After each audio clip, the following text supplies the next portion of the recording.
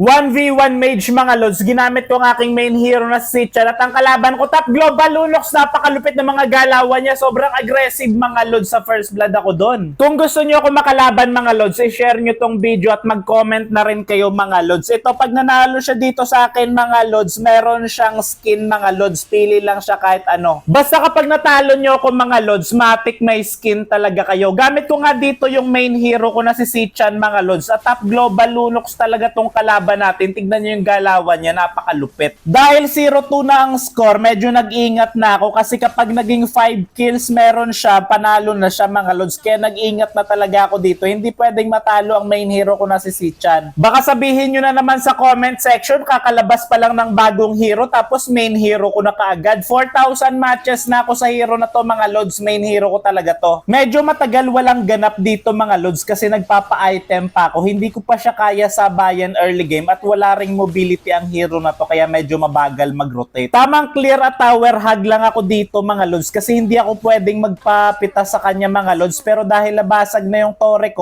open na yung jungle area ko mga lods, kaya medyo mahirap na to para sa akin, medyo delikado. Tignan nyo yung ginagawa niya. Top global Lunox talaga yung galawan niya mga lods, ang bilis niya talaga magpapalit-palit ng skills mga lods, parang mga babae lang mabilis magpapalit-palit ng boyfriend mga lods. Pag-usapang 1v1 mga lods, Sitchan versus Lunox, lugi talaga si Sitchan dito kasi si Lunox hero base siya mga lods. Tingnan niyo yung mga skills niya, direktang tumatama sa kalaban at madali niya lang mapipitas kapag 1v1. Sobrang laki na ng lamang niya sa gold mga lods at lamang siya sa item, malamang na malamang talaga mga lods. Pero hindi tayo pwedeng sumuko at 2 kills na lang para sa kanya ay panalo na siya mga lods. Kaya nag-iingat rin ako dito dahil seryoso rin ako mga lods kasi hindi pwedeng mapahiya ang aking main hero. Tamang depensa lang muna tayo dito. Buti na lang talaga mabilis mag-clear ng minions itong main hero natin na si Sitchan mga lods. Kapag nabasag kasi itong third tower at 1v1 ang laban,